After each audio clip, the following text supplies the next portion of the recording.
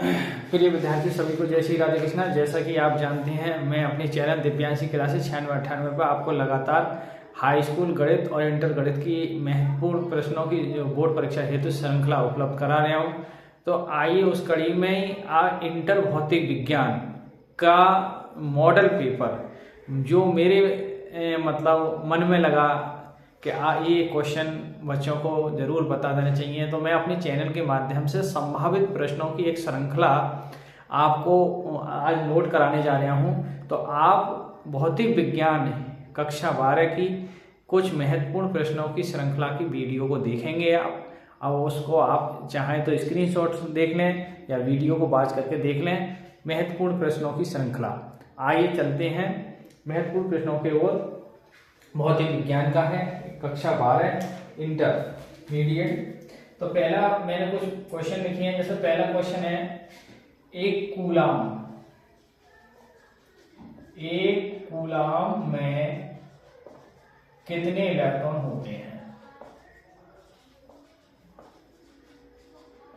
संभावित जो है, मैं ये भी देखूंगा कि जितने संभावित मैं प्रश्नों के उत्तर लिख सकूं लिखूंगा। एक कूलाम में कितने इलेक्ट्रॉन होते हैं? देखिए थोड़ी वीडियो बड़ी हो जाएगी लेकिन टाइम लगेगा इसमें। तो एक कूलाम कितने इलेक्ट्रॉन होते हैं मैं आपको बता दूं, 6.25 × 10⁻18 इलेक्ट्रॉन होते हैं। निकालने का तरीका अलग है, n = Q/E के सूत्र से आप निकाल सकते हैं। दूसरा क्वेश्चन है, कूलाम का जो नियम है, कूलाम के नियम को वो कह रहा है, कूलाम का जो नियम है उसको सदिश रूप में पूछेगा। सदिश मतलब वेक्टर रूप में भी कह सकता है। तो वेक्टर रूप में क्या है, जैसे दो बिंदु है, 2 पॉइंट है 1 से 2 की ओर, तो आप इस तरीका से लिख सकते हैं 1 to 1/4πε0 into Q1 Q2 upon R12 square और आपका यूनिट वेक्टर 1। तो ये आप नोट कर सकते हैं, जहां Q1 से Q2 की ओर आपका 1 2 इस तरीका से ये आवेश है 1 से Q की ओर लेने वाला बल, ये वेक्टर रूप है कूलाम का। अच्छा, इसी में एक आता है निर्वात की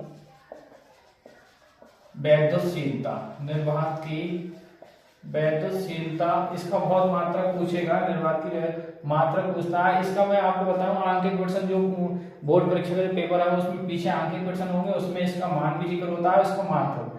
तो निर्वात की वैद्युतशीलता ε0 का जो मात्रक है वो होता है आपका coulomb square newton metre square.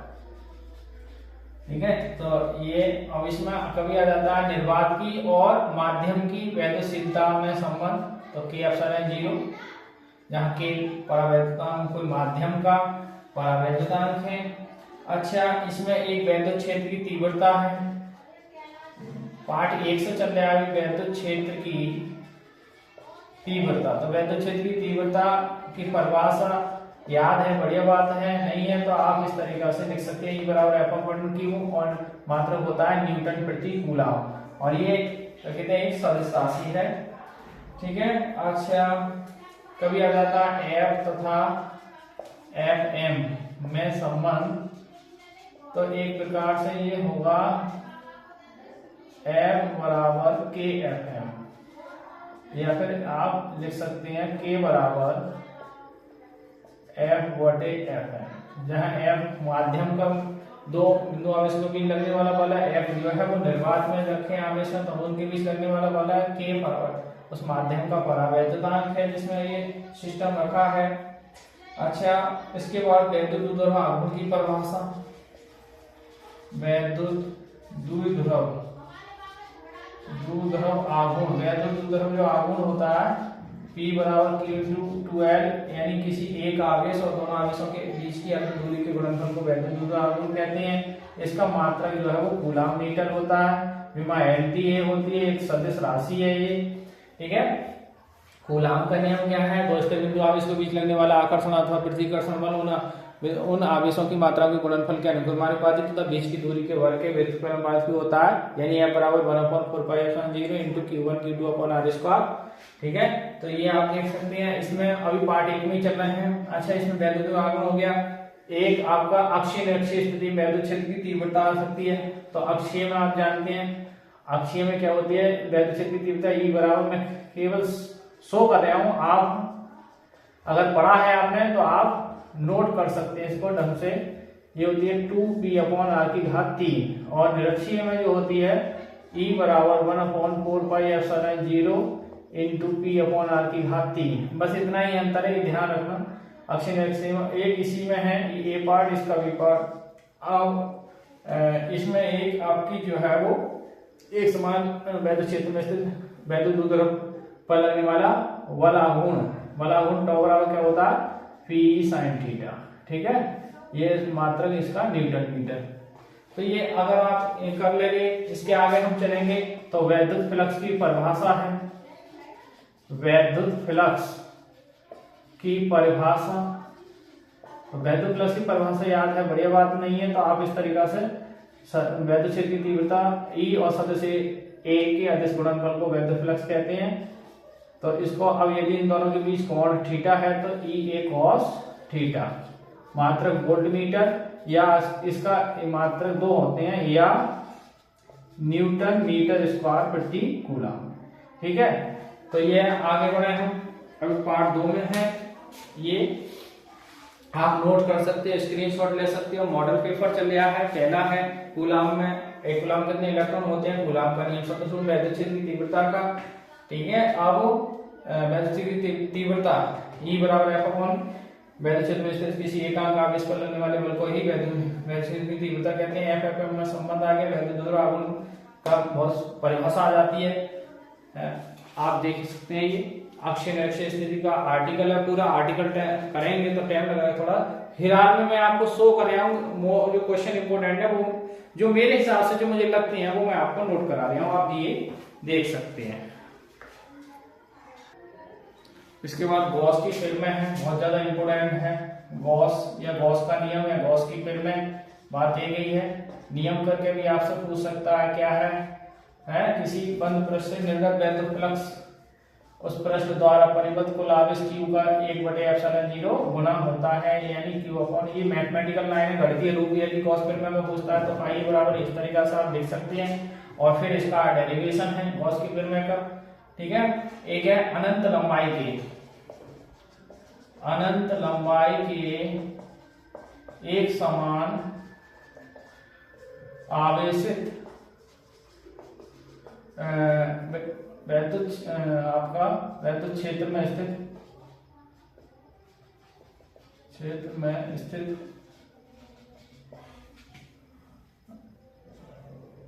आपका जो वैद्युत नहीं, अनंत लंबाई के समान आवेशित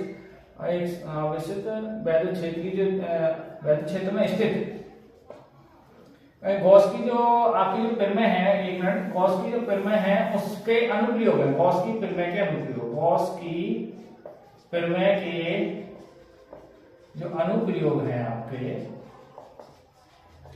तो उसमें अनुप्रयोग में E बराबर 1/4πε0 इंटू 2 लैम्डा अपॉन R, जहां लैम्डा जो है वो रेखीय आवेश घनत्व। ये आर्टिकल आपका इंपोर्टेंट है, रेखीय आवेश घनत्व।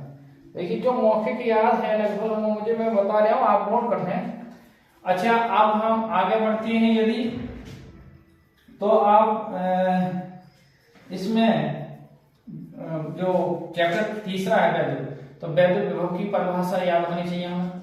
विद्युत विभव की परिभाषा, विद्युत विभव की जो परिभाषा है आपका V बराबर वो Q अपॉन W बराबर Q मात्रक जूल प्रति कूलम, या इसका वोल्ट आपका वोल्ट होता है। तो विभव की परिभाषा है, विभव प्रवणता है, विभव प्रवणता की परिभाषा के क्या देते हैं, बहुत सी जगह E भी कह रहा है। विभव में परिवर्तन बटे दूरी में परिवर्तन, विभव में दूरी के साथ विभव में परिवर्तन को विभव प्रवणता कहते हैं। अच्छा, और इसमें एक आपका जो है वो समविभव पृष्ठ की परिभाषा है। समविभव पृष्ठ की परिभाषा है वैद्युत क्षेत्र में खींच रहे एक ऐसा पृष्ठ जिसके सभी बिंदुओं पर जो विभव होता है वो कैसा हो, समान हो, उसे समविभव पृष्ठ कहते हैं। तो ये इसमें बहुत सारे आर्टिकल तो विशेष नहीं है। एक है आपका आर्टिकल है 1/4 पाई एप्सिलॉन 0 × Q/r। ये आर्टिकल आ जाता है विभव की मतलब किसी एक बिंदु आवेश को अनंत से लाने पर वो लाने में किए गए जो विभव है कार्य किया जाता है, तो उससे विभवांतर हम निकाल सकते हैं। ये वाला आर्टिकल है किसी एक बिंदु आवेश के कारण विभव। अक्षीय स्थिति में जो अक्षीय स्थिति में विभव निकालेंगे हम अक्षीय में, तो 1/4 पाई एप्सिलॉन 0 × हमारा P/r² आता है। और निरक्षीय स्थिति में यदि आपसे पूछा जाए तो निरक्षीय स्थिति में जो विभव होता है वो हमारा शून्य होता है। तो ये आप नोट कर सकते हैं, देख सकते हैं।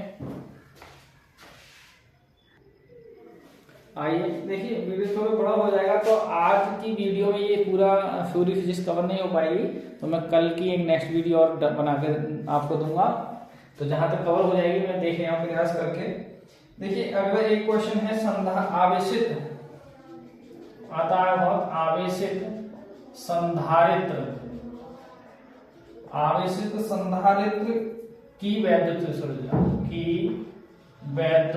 स्थितिज ऊर्जा। तो क्या है, U बराबर 1/QB और 1/2CV²।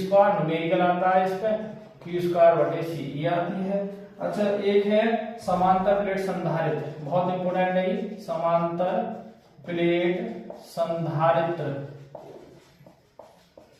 की धारिता जब उसकी प्लेटों के बीच आंशिक रूप से परावैद्युत पदार्थ रखा हो। बहुत इंपोर्टेंट आर्टिकल है। एप्सिलॉन 0/d - T/K T मोटाई की कोई प्लेट रखी है जिसका परावैद्युतांक K, ये आर्टिकल आता है। अच्छा इसमें एक वो भी आता है संधारित्रों का श्रेणीक्रम। संधारित्रों का न्यूमेरिकल भी पूछ सकता है इस पर श्रेणीक्रम। संधारित्रों का जो श्रेणीक्रम होता है 1/C 1/C1 1/C2 1/C3, ठीक है। संधारित्र जो श्रेणीक्रम है वो इस तरीका से। और इसमें समांतर क्रम भी पूछ लेता है, तो समांतर क्रम को पासर प्रयोग भी कहते हैं। C बराबर C1 + C2 + C3। इस पे भी हाँ एक बात ध्यान रखेंगे, अगर ये इसी में ये संधारित्र है कैपेसिटर और यदि प्रतिरोध होगा तो इसका उल्टा होगा। प्रतिरोध जो होगा उसका उल्टा होगा। श्रेणी क्रम में डायरेक्ट जुड़ेंगे, यानी जहां श्रेणी क्रम वो समांतर है, समांतर का श्रेणी क्रम। ये प्रतिरोधों का उल्टा है, उल्टा होगा, ध्यान रखना है इस बात को। बहुत से बच्चे कंफ्यूजन होते हैं। तो आगे देखें और हम आगे बढ़े अगले चैप्टर में। ये हमारा 4 चैप्टर लगभग कंप्लीट है। ये आगे चलते हैं। अनुगमन विद्युत धारा की परिभाषा। विद्युत धारा की परिभाषा I बराबर Q/T। और आप इसी में ओम का नियम,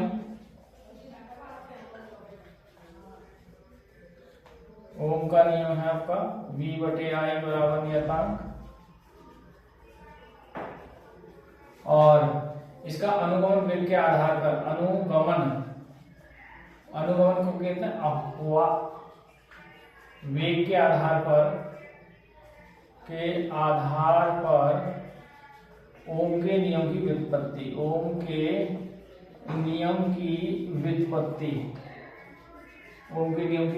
बहुत पूछता है क्वेश्चन, ठीक है। प्रतिरोधों का श्रेणीक्रम समांतर क्रम, प्रतिरोधों का श्रेणीक्रम R बराबर R1 R2 R3। और समांतर क्रम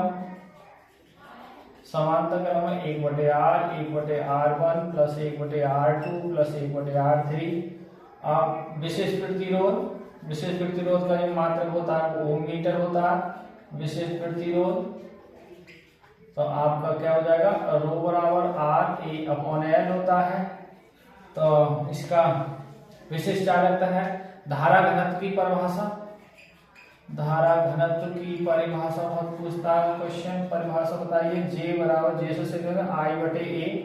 अच्छा, इसमें संबंध पूछा है धारा घनत्व और संबंध। देखिए दो संबंध है, एक तो I बराबर NE/AVD, ये किसमें देखिए यहाँ BD को कहेंगे ड्रिफ्ट वेलोसिटी, अनुगमन वेग और धारा में संबंध, और B पार्ट में धारा घनत्व और अनुगमन वेग में संबंध। तो ये है, इस पर न्यूमेरिकल भी आता है, आप नोट कर सकते हैं इसमें। और एक ये संबंध भी आता है आपका जो आपका विशिष्ट चालकता, सॉरी विशिष्ट चालकता, यानी ये होता है विशिष्ट चालकता और अनुगमन वेग वगैरह का संबंध। तो विशिष्ट चालकता का इस तरीका से आर्टिकल आप निकालेंगे तो 1/ρ विशिष्ट प्रतिरोध के व्यतिक्रम को विशिष्ट चालकता कहते हैं, और इसका मान होता है E/J। तो J ऊपर पहुंचेगा तो J/E इंटू सिग्मा। अब यहाँ से ये मल्टीप्लाई में तो J बराबर क्या आ जाएगा सिग्मा इंटू E। ये बहुत संबंध आता है, आप देख सकते हैं, नोट कर सकते हैं इसे।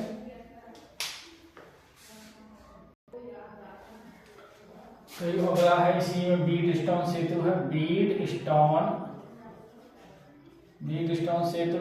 सेतु आप कुछ नहीं है तो आपको P/Q क्षेत्र बना के R/S प्रतिरोधों की एक विशेष व्यवस्था हुई। इंग्लैंड के एक वैज्ञानिक थे ये, और इसमें एक किरचॉफ के नियम है, किरचॉफ के नियमों पर न्यूमेरिकल भी आ जाता है धारा पे, किरचॉफ के नियम। तो दो नियम है इसमें, पहला नियम है आपका धाराओं का नियम या संधि का नियम, इसको संधि का नियम भी कह देंगे, संधि का नियम। और दूसरे नियम को कहेंगे पास का नियम, पास का नियम। तो संधि का नियम जो है वो आवेश के संरक्षण का पालन करता है, आवेश का संरक्षण रहता है, इसका आवेश संरक्षण रहता है। और दूसरे नियम में किरचॉफ का दूसरा नियम जो है वो ऊर्जा का संरक्षण के नियम को पालन करता है। ये पूछ लेता है विकल्प में कि किरचॉफ के प्रथम नियम किस संरक्षण का पालन करता है, आवेश का, और दूसरा नियम ऊर्जा के संरक्षण का पालन करता है। टर्मिनल विद्युत वाहक बल और टर्मिनल विभवांतर और आंतरिक प्रतिरोध में संबंध, ये बहुत इसमें न्यूमेरिकल भी आता है, पूछता है। अच्छा, आगे बढ़े तो हम लॉरेंज बल है हमारा, लॉरेंज बल M बराबर क्या होता है QB sin थीटा। ठीक है, इसको हम इस तरीका से लिख सकते हैं B क्रॉस। अच्छा, आपका इन दो समांतर तारों के बीच लगने वाला बल भी है μ0/2π into I1 I2/R into L, दो समांतर तार। और एक एम्पियर का परपथीय नियम भी आता है इसमें, एम्पियर का परपथीय नियम इंपोर्टेंट है। परिपथीय नियम जो है चुंबकीय क्षेत्र का रेखीय समाकलन पथ द्वारा घिरी नेट धारा का I गुना B0 गुना होती है धारा जो होती है। तो ये आपके हैं, ठीक है। तो कल की नेक्स्ट वीडियो में कल की नेक्स्ट वीडियो में पूरा फिजिक्स लगभग कवर करेंगे। तो आज की वीडियो को यहीं विराम देते हैं। कल की वीडियो में हम महत्वपूर्ण प्रश्न यानी पूरी फिजिक्स के जो लगभग इम्पोर्टेंट क्वेश्चन है मेरे हिसाब से बनना है, वो मैं आपको पूरा कवर कराऊंगा हिसाब से, ठीक है। तो आज के लिए यहीं रोकते वीडियो को। सभी को जय श्री राधे कृष्ण।